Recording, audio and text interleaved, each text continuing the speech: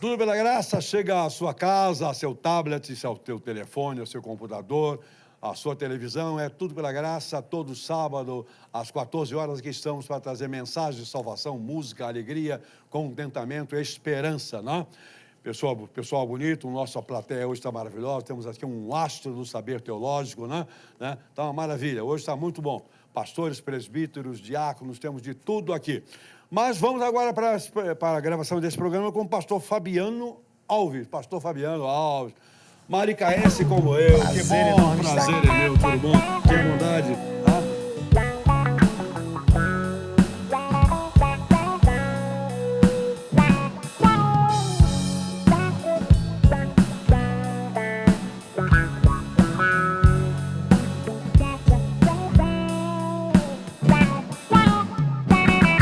Temos até padroeira lá, né? Nossa Senhora do Amparo, né? Sim.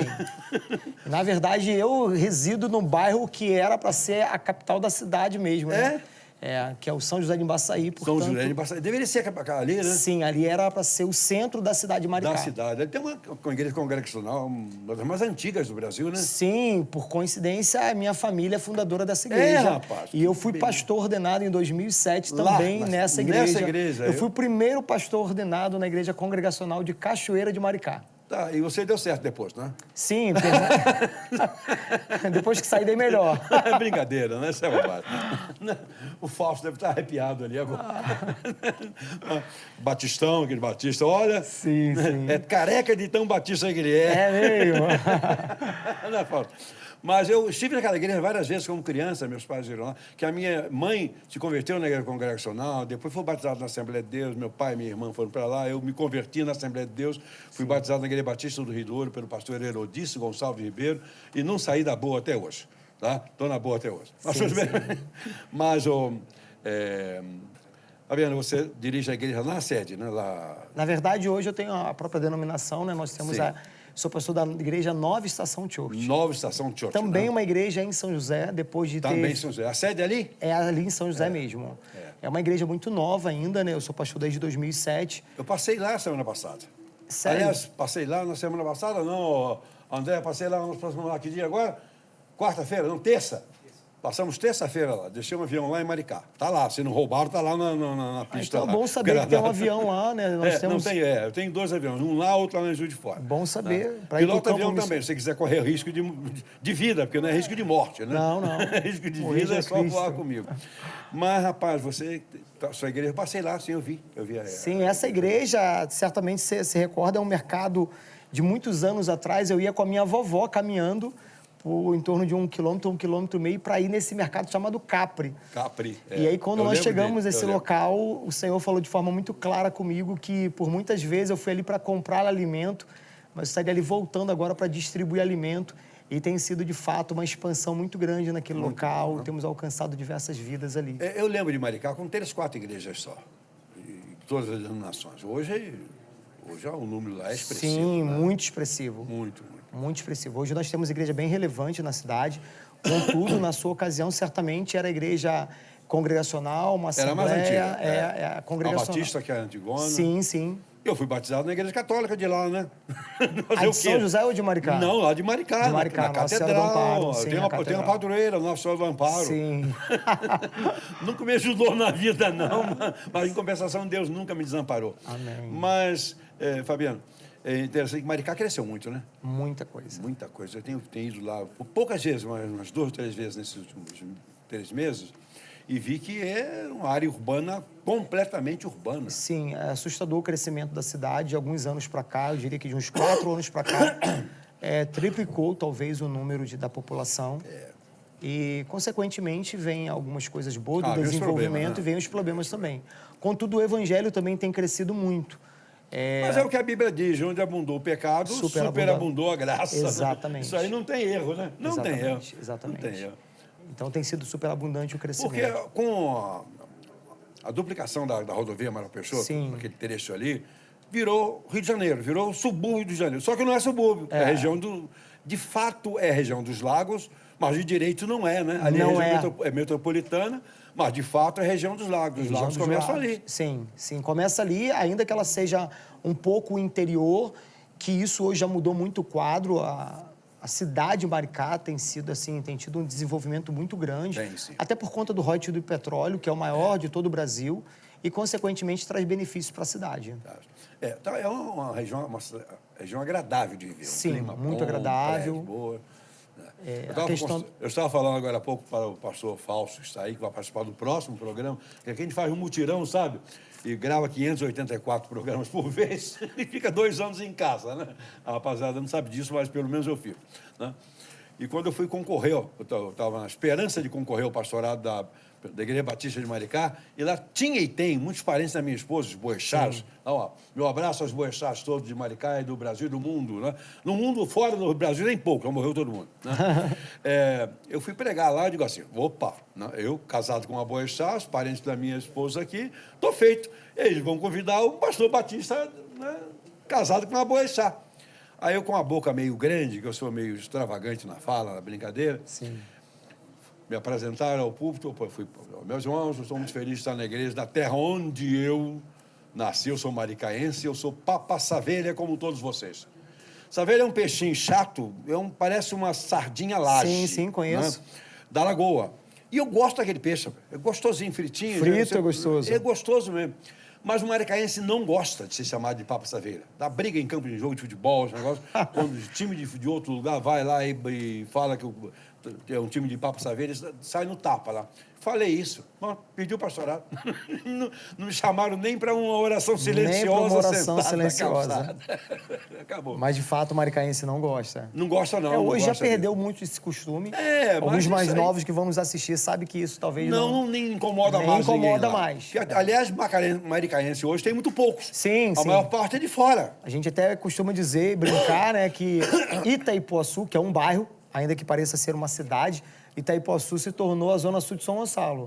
Porque Itaipuaçu tem o maior loteamento do Brasil. O maior loteamento do Brasil é a região de Itaipuaçu. Eu, quando pastoreei em Itaipuaçu, meu primeiro ministério da Igreja Congregacional, nós iniciamos, chamava-se muito na ocasião de congregação, né? Congregação. E eu iniciei em 2007 ali, era muita dificuldade no transporte, na locomoção. Era a cratera de buraco que existia. Quando chovia, você não sabia se conseguia chegar até a outro buraco. A outro buraco, que era a congregação. E foi uma experiência muito... Mas agora está tudo tracejado de ruas, Sim, etc. agora não existe mais isso. Pastorear em Itaipuaçu se tornou um pouco mais fácil com a mobilidade, mas na minha ocasião... A primeira praia que eu fui na vida foi Itaipuaçu. Também não entrei, porque lá não é praia para ninguém muito bom para olhar. Só para olhar. Para olhar. Molhar o pé quando a água vem cá em cima. Exatamente. Não vai lá não que você vai morrer. Foi a primeira praia, que eu nasci lá em Caçorotiba. Os maricaenses sabem onde... É uma região linda, né?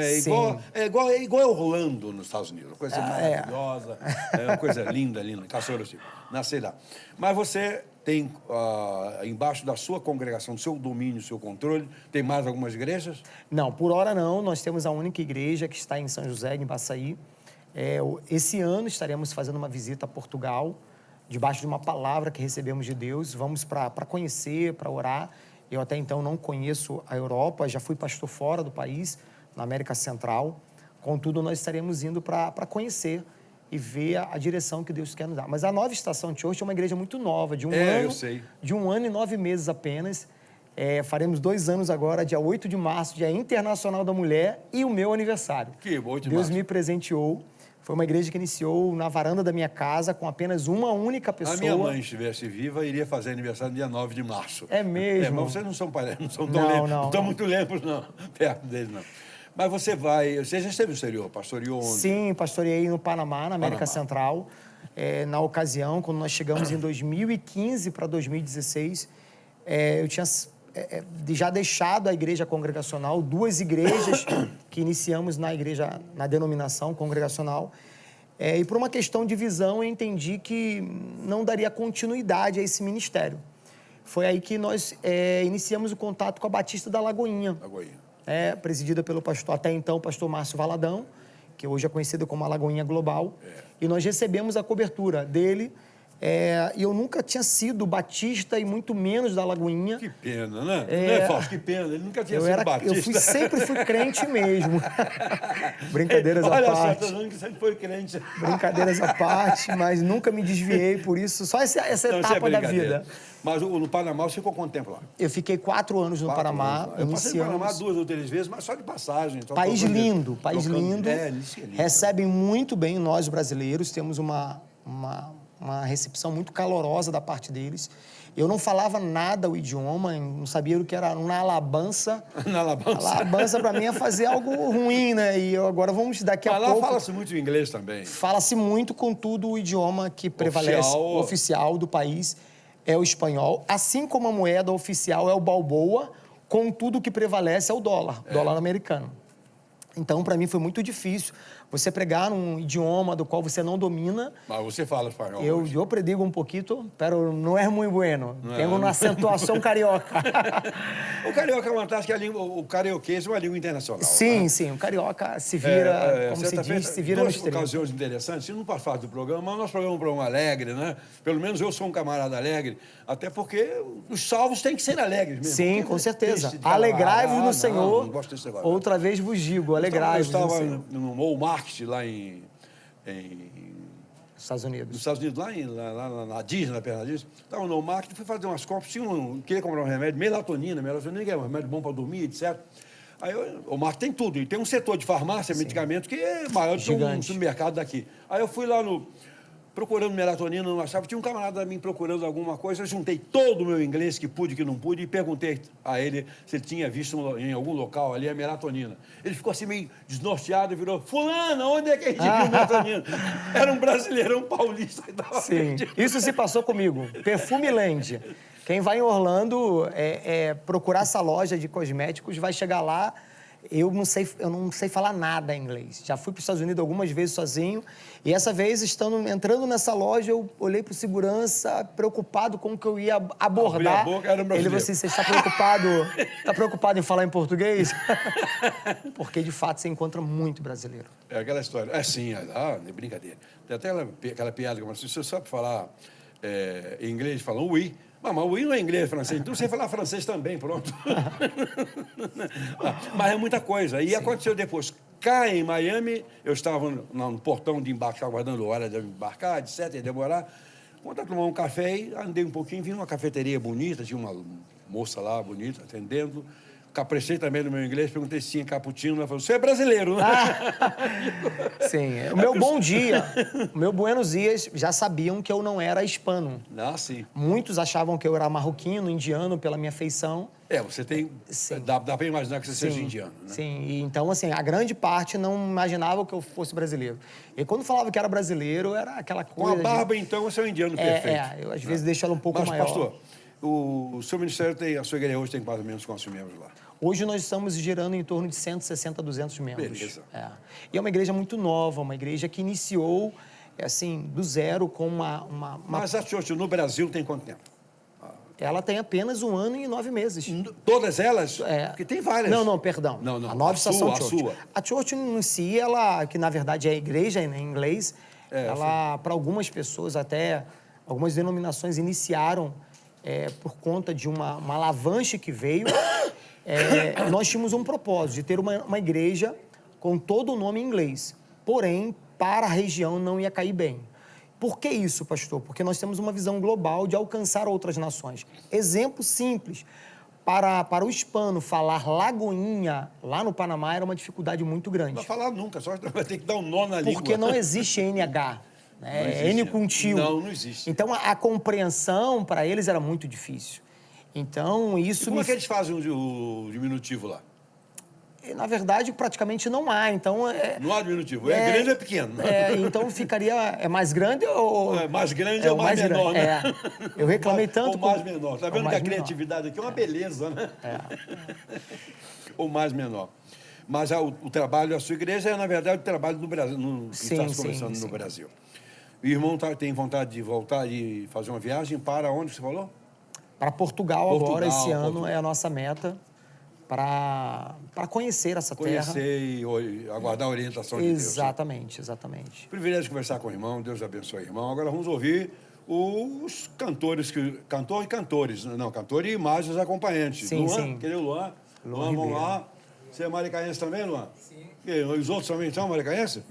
Todos eles, aquele ali não. O Loxi, o... Sei o que, caxiense? Gonçalves.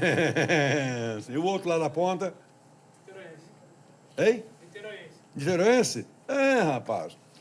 Sabe o que significa a palavra Nicterói? Olha, veja só, o cara não sabe nem onde que é água escondida. Água escondida em Tupi-Guarani. Vamos lá, louve ao Senhor, Luan. Seja adorado aqui, Jesus. Nós precisamos, Pai, do seu perdão. Nós precisamos, Pai, do teu amor, Jesus. Nada pode nos afastar da tua presença, Jesus. E nós não trocamos, Pai, a tua presença por nada nesse mundo, Jesus. Preciso de ti. Preciso do teu perdão. Preciso de ti. Quebranta o meu coração como uma coça anseia por águas, assim tenho sede. Como terra seca, assim é minha alma, preciso de ti. Distante de ti, Senhor, não posso viver, não vale a pena existir. Escuta o meu clamor, mais que o ar que eu respiro, preciso de ti. Nós precisamos da tua presença, Jesus. Venha sobre nós, venha sobre o nosso Brasil, Jesus. Estabeleça, Pai, o teu governo aqui, Jesus. Ansiamos, Pai, pela tua presença, Pai. Encha, Pai, os corações que estão nos assistindo agora, Jesus. Enche esse lugar com sua glória, Jesus. Queremos mais a tua presença. Não posso esquecer o que o Senhor fez naquela cruz do Calvário, Jesus. O que fizestes por mim, como alto é o céu, tua misericórdia sem fim. Como um pai se compadece dos filhos, assim tu me amas, afasta as minhas transgressões, preciso de ti. Distante de ti, Senhor, não posso viver, não vale a pena existir. Escuta o meu clamor, mais que o ar que eu respiro, preciso de ti.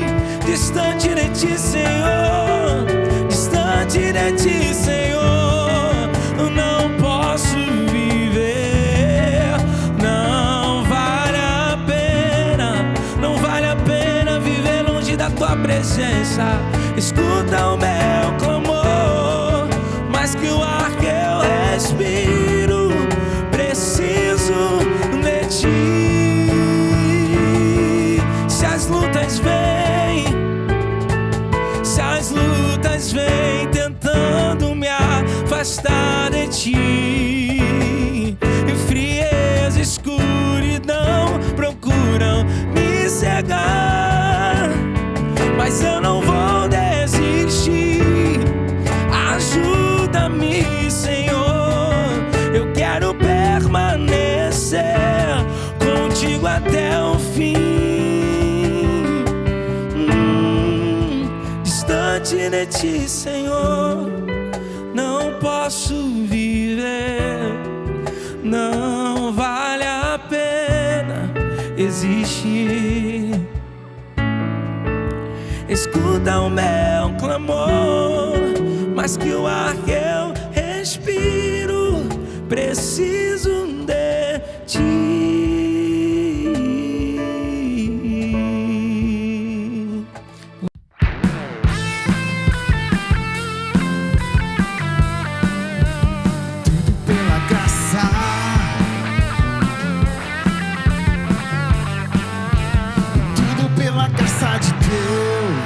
Neste momento, o pastor Fabiano vai nos trazer uma mensagem, uma palavra do Senhor para o nosso coração.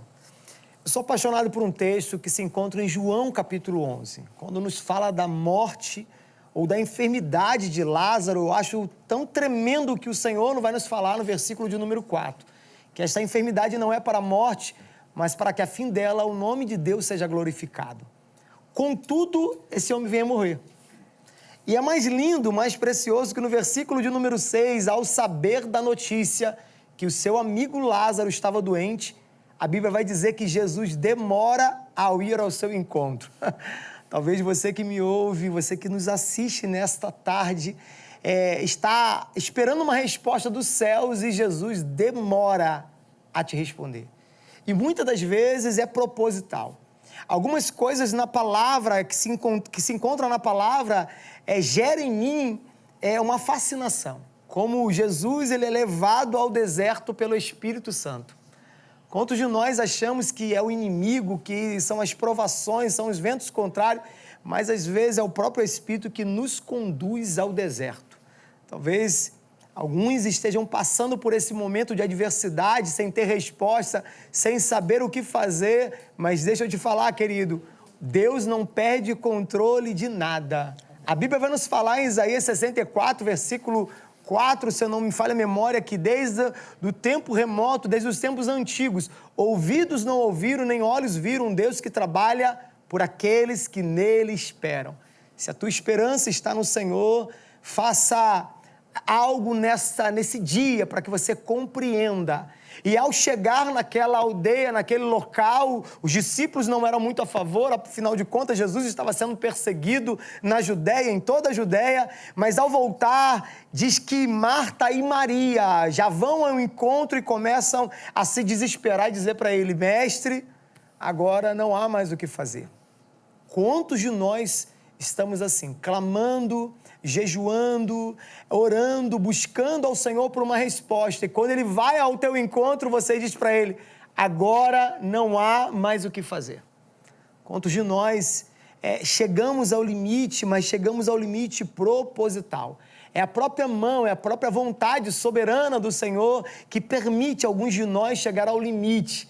Às vezes somos até mesmo pisoteados, porque você jamais vai encontrar um cacho de uva que vale R$1.000, 10 mil, mas você encontra uma garrafa de vinho que tem esse valor. Mas para que ela tenha esse valor, ela precisa ser pisoteada.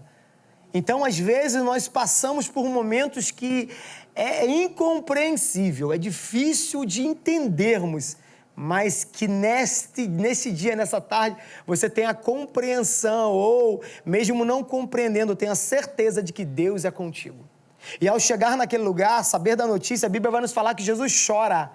Chora porque Lázaro é seu amigo, porque Marta e Maria eram mulheres chegadas, próximas ao mestre. E ao perguntar aonde ele está, uma das mulheres dizem para ele: Senhor, não tem mais o que fazer, já cheira mal.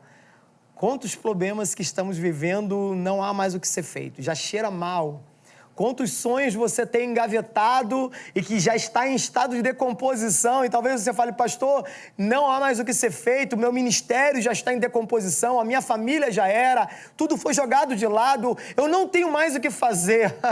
E ele responde, se tu creres, tu verás a glória de Deus. Eu quero que você tome posse dessa palavra. Se tu creres, tu verás a glória de Deus. Aos olhos humanos é impossível, aos olhos humanos não tem o que ser feito. Para a medicina já foi decretado a morte, decretado o fim. A tua empresa já foi à falência, não há mais o que fazer. Mas se tu creres, tu verás a glória de Deus. E é interessante, pastor, que de todos que estavam ali, o único que pôde, de fato, entender o que Jesus estava fazendo ali, ou entender a voz do mestre, sabe quem era? Quem estava morto.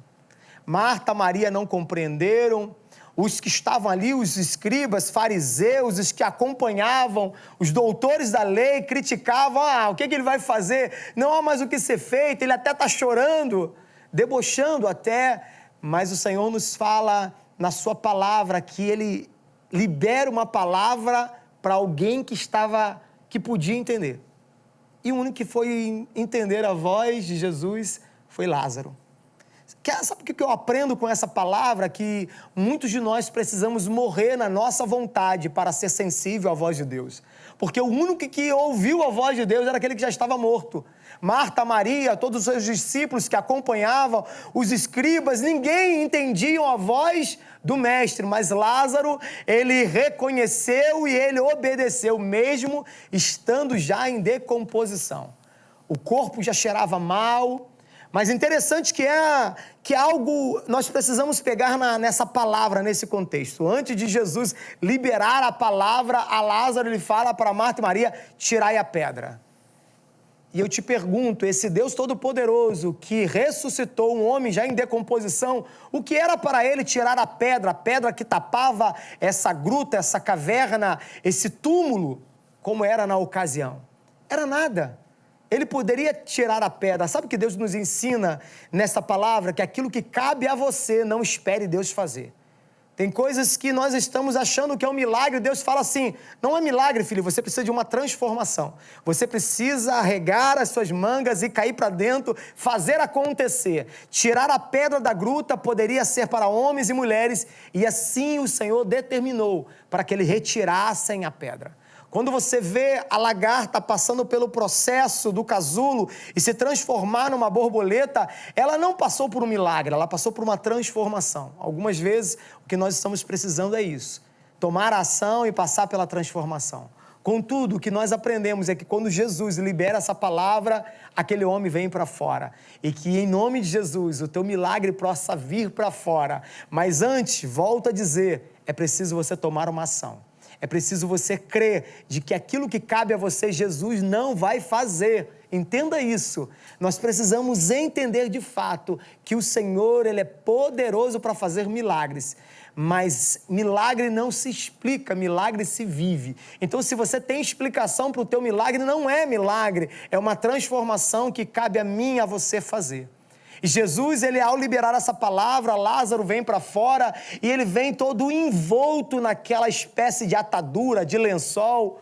Você talvez, para entender melhor, lembra-se de uma múmia, assim estava Lázaro, envolvido, só que aquilo que envolvia Lázaro fazia parte do seu passado, não fazia mais parte do seu presente, porque se aquilo continuasse presente na vida de Lázaro, ele não teria um futuro glorioso. Então era necessário retirar as ataduras que prendiam. Eu te pergunto, Jesus já te fez um milagre, por que você anda ainda com ataduras presa a um passado? E muitas das vezes esse passado cheira mal, porque era de um corpo que estava em decomposição. Então retire as ataduras, retire os vícios, retire pessoas às vezes que se fazem necessário, pessoas que às vezes funcionam como atadura, te paralisando, não permitindo você caminhar para aquilo que Deus tem para ti. Então, em nome de Jesus, que você possa estar disposto, porque quem tirou a atadura também não foi Jesus. Jesus fez o milagre, a atadura quem tira é você. Receba essa palavra. Em nome de Jesus, graça e paz. Obrigado, pastor. Deus abençoe, irmão. Luan Ribeiro, vamos cantar mais uma música? Vamos. Você e seus músicos particulares. Agradecer, né, doutor, por essa banda maravilhosa, né? Banda. Tem nome? Não, não. Coloca a banda. Coloca o nome da banda. Vou colocar. Já pensar no nome aí. que está escrito aí na sua camisa? Gel. Pensei que fosse o nome da banda. Ele não sabe, ele não sabe. Gel Split. Vamos lá. Mas, doutor, agradecer mesmo de verdade. Esses meninos têm me acompanhado na minha trajetória. O Gabriel no teclado, o Felipe no contrabaixo. O John, ele não sabia do instrumento, mas é a bateria, o instrumento dele.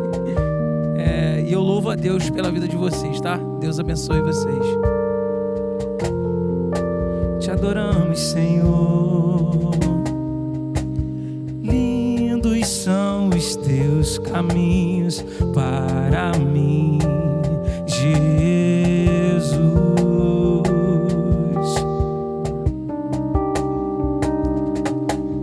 Lindos são os teus caminhos para mim, Jesus.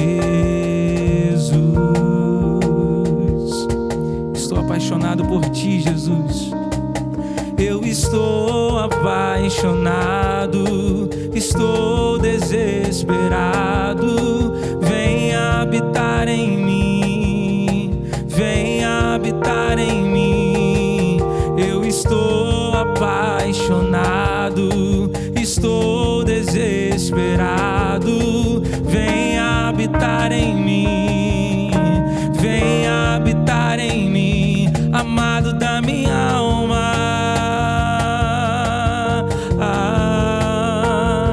Amado da minha alma, Jesus, me mostre, me revele o seu poder, traga o teu reino de justiça e poder. Me mostre, me revele o seu poder, faça em mim a tua vontade, o teu querer. Eu tenho a voz que ecoa o Rei da Glória. Eu tenho a voz que ecoa o Rei da Glória. Eu tenho a voz que ecoa o Rei da Glória. Eu vou abrir a porta e me ajoelhar pra você. Tu és bem-vindo, Espírito Santo. Tu és bem-vindo, Espírito Santo. Eu vou abrir a porta e me ajoelhar pra você. Me mostre, Senhor. Me mostre, me revele o seu poder.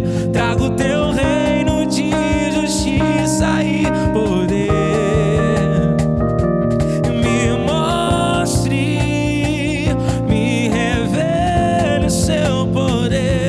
Faça em mim a tua vontade, o teu querer. Aleluia. Obrigado, doutor Heitor. Obrigado, meu irmão. Obrigado, pastor. Obrigado por terem vindo aqui participar desse programa. Deus Eu que abençoe agradeço você, sua pela igreja. E tudo pela graça, volta já. Tudo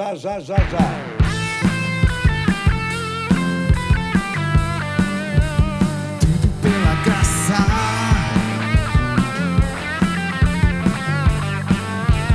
Tudo pela graça de Deus. Olá, tudo pela graça voltou e voltou agora com aquele bloco querido, a Bíblia, livro por livro, onde temos informações, visões, referência ao próprio Jesus Cristo, etc. E com o pastor Joaquim de Paula Rosa, que é o homem que ama a Bíblia, e eu também amo. Nós amamos, nós né? vivemos pela Bíblia, a Bíblia está cobrindo todos os nossos passos para a honra e glória de Deus. Agora, verdade. qual é o livro? Agora nós vamos trabalhar o livro de Neemias, Neemias. o governador.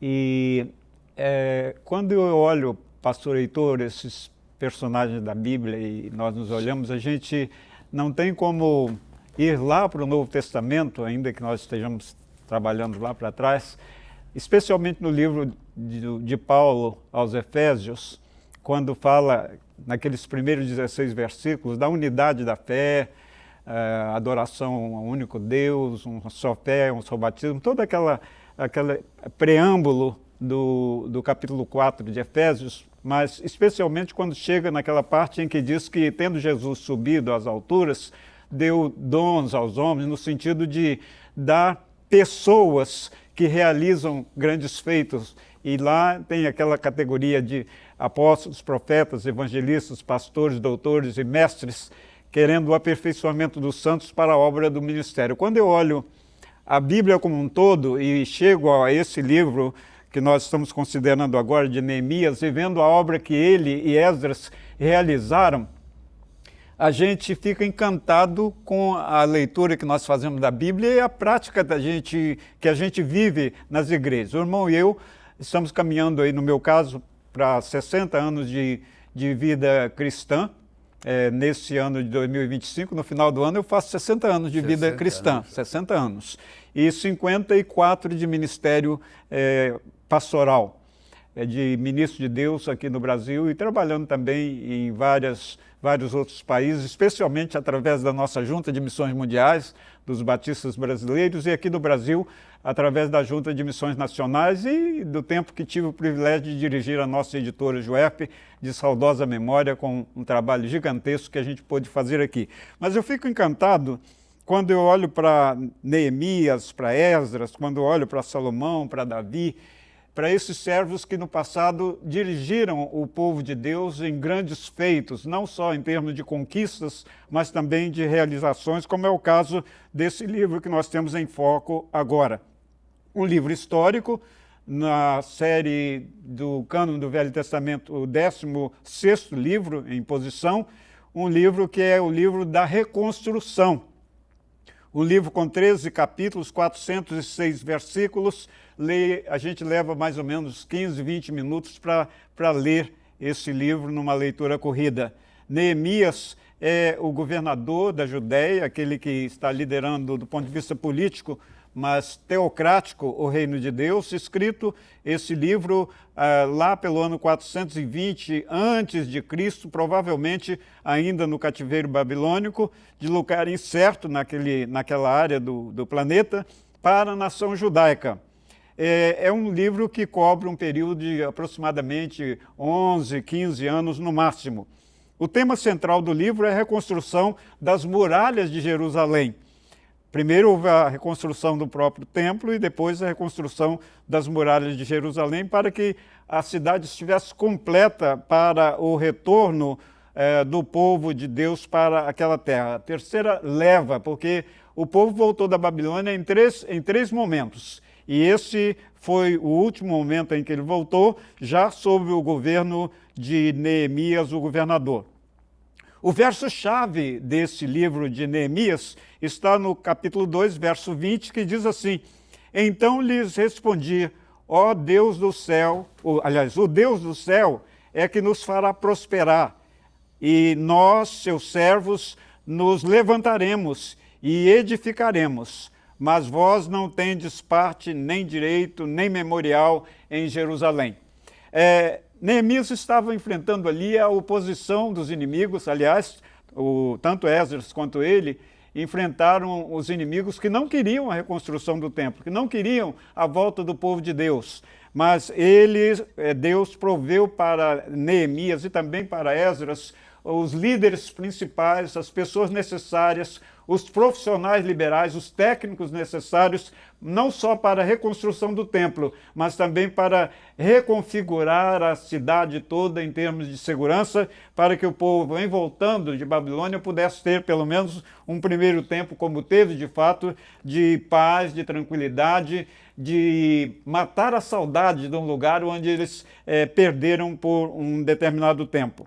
Então, esse livro de Neemias, que tem como principais caracteres Neemias, o governador, e Esdras, o sacerdote, que é um livro que trata da reconstrução ainda, agora, dos muros da cidade, é um livro que tem em Jesus Cristo o restaurador da nação de Israel, no caso, mas também o próprio restaurador da Igreja de Cristo, aquele que cuida da sua igreja e do reino de Deus no presente momento da nossa história, como cuidou naquele tempo. Nós, os seres humanos, somos vistos aqui como perseverando nas dificuldades, porque foi com grande dificuldade que aquela cidade foi reconstruída, os muros foram refeitos em termos rápidos, em pouco tempo tudo estava restabelecido, porque a boa mão de Deus estava com Neemias, com a sua liderança, com o seu povo, com os trabalhadores que não cessaram enquanto a obra não estava pronta,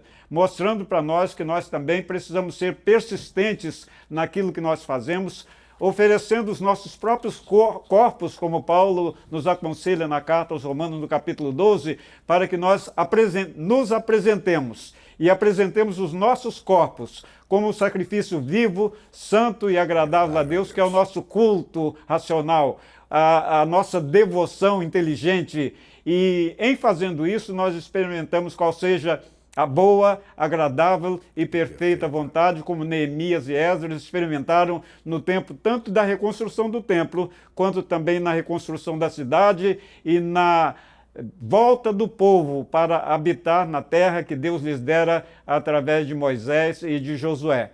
Que Deus nos abençoe para que nós também sejamos diligentes, sejamos dedicados à obra de Deus, cuidando da casa de Deus, do reino de Deus, das coisas de Deus aqui na terra, em especial fazendo-nos missionários dessa boa nova que Jesus Cristo veio trazer. Ele, Jesus, que é aquele que restaura o seu povo. Que Deus nos abençoe. Obrigado, pastor Joaquim, com essa meditação extraordinária sobre o livro de Neemias. Tudo pela graça, volta já. Não saia daí. Tudo pela graça.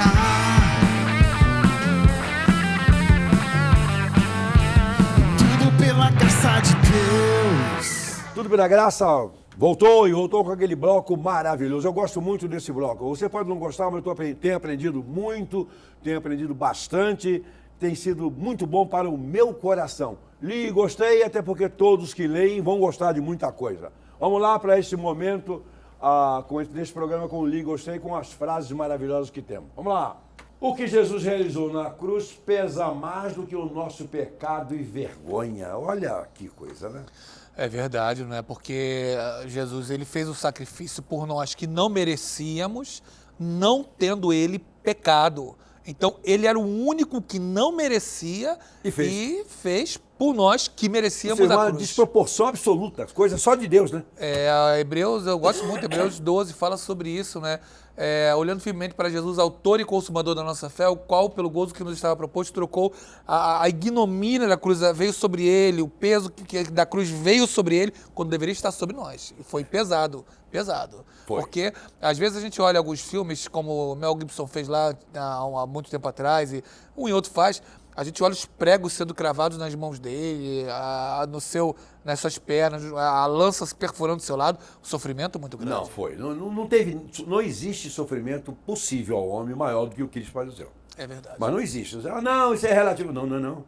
Não, ele estava absolutamente consciente o tempo todo, consciente do porquê ele o estava levando para a cruz, consciente de que ele tinha que fazer, consciente de que as pessoas não mereciam nada, e ele assumiu essa responsabilidade toda. É verdade. Foi muito sofrimento. Mas não é a aplicação de um cravo na mão com anestesia, não. É um negócio infectado, bruto, mãos, pés, perna não, né? Cabeça. É verdade. Agora, tudo cientificamente calculado, até a coroa de espinhos tinha uma utilidade específica para sangrar na cabeça e, consequentemente, facilitar o processo de falecimento. E quando o senhor pega o recorte ali, o João pega a semana da Paixão a partir do João 13. Aí ele começa falando ali da cerimônia de lava-pés e tal, e depois vai descrevendo Jesus. Ele trabalhou o dia inteiro na quinta-feira, trabalha, pregando, curando, tal, abençoando aqui ali e tal. Aí passa a noite orando no Getsemane, aí estamos falando de quinta para sexta, cansado, o camarada que andou o dia todo no sol da Palestina, sem ar-condicionado. Não é aqui não, né? Não cansado. Aí de manhã cedo foi zombado a noite toda, maltratado, aí vai de manhã cedo, 6, 7 horas da noite, da sexta-feira, para um julgamento escuso, sendo vilipendiado, aí os soldados chacoteiam, batem nele, aí estamos falando de 6 às 9 da manhã, aí quando chega meio-dia ele é crucificado no sol da Palestina, já sem comer, sem beber, cansado no dia anterior de trabalho, sem dormir, e aí entra os cravos nas mãos. Pastor Heitor, um sofrimento absurdo, coisa grandíssima. Tétano. Uma tortura. Tétano ali, tá? Você quer isso para você? Não, né? Você acha que foi fácil para Cristo? Foi o pior sofrimento que alguém poderia. Ah, mas fulano morreu um paredão. Encostou lá aquele monte de gente. Aquilo ali é fácil. É fácil suportar a morte num paredão. Mesmo os servos de Deus que foram mortos, até crucificados, porque aí era diferente. Uma coisa é a crucificação de Cristo sem pecado, outra coisa é a crucificação de um homem cheio de pecados. Né? É verdade. Quer dizer, ele estava no meio de dois homens que sabiam por que estavam morrendo. E ele também sabia. É verdade. Aí você entra com esse aspecto, pegamos aqui um recorte físico, aí entra com o recorte espiritual. Ele vai orar e suar sangue. O peso do pecado de toda a humanidade, de todos os tempos, de todo mundo que pisou a planta do pé na face da terra, estava sobre ele. Imagina a opressão espiritual, pastor Heitor, o peso do pecado da humanidade. Um negócio absurdo. Nós só entendemos isso, meu querido pastor, irmãos e amigos, por causa do grande amor de Deus. É verdade. Nós só entendemos intelectualmente até aí. Mas esse amor de Deus por nós, na sua essência, na sua plenitude, nós não alcançamos ainda. É verdade. Nós só vamos alcançar quando estivermos com Ele eternamente, naquela glória que vai dizer assim, puxa, realmente, o que Ele fez foi perfeito, completo e absolutamente suficiente. Hoje, nós usamos essas palavras intelectivamente, mas quando estivermos diante de Deus, nós veremos isso e sentiremos em absoluto, com absoluta e eterna gratidão. 1 Coríntios 13, né? Agora conheço em parte, Mas mas então então conhecerei como serei também sou consigo. conhecido. Você vê bem, através do tempo, a Bíblia lá traz textos escritos por homens dos mais variados momentos da história. Aqui dois homens comuns, que não somos lá grandes coisas, mas estamos aqui juntando as pontas e essas pontas fazem com que os nós fiquem maravilhosos. É verdade. Que maravilha. A próxima, por favor. Jesus pode carregar o peso que você não pode carregar, porque ele é maior do que esse peso. Não se trata do que você pode fazer, trata-se do que ele já fez, segundo Rick Wilkerson. É verdade, é o que ele já fez, né? Porque o fardo é pesado, né? E ele propõe, Mateus 11, 28, vinde a mim os que estáis cansados e oprimidos, eu vos aliviarei, tomai sobre vós o meu jugo. O meu jugo dele, não o nosso não. O nosso não. O dele, porque ele fala, aprendei de mim que sou manso e humilde de coração, porque o meu jugo é suave e o meu fardo é leve. Nossas ansiedades são pesadas. Eu coloco a ansiedade e troco pelo jugo dele. É suave, o fardo é leve. É um negócio maravilhoso, porque ele nos alivia em momentos em que as pessoas no mundo sem Cristo não conseguem experimentar esse alívio.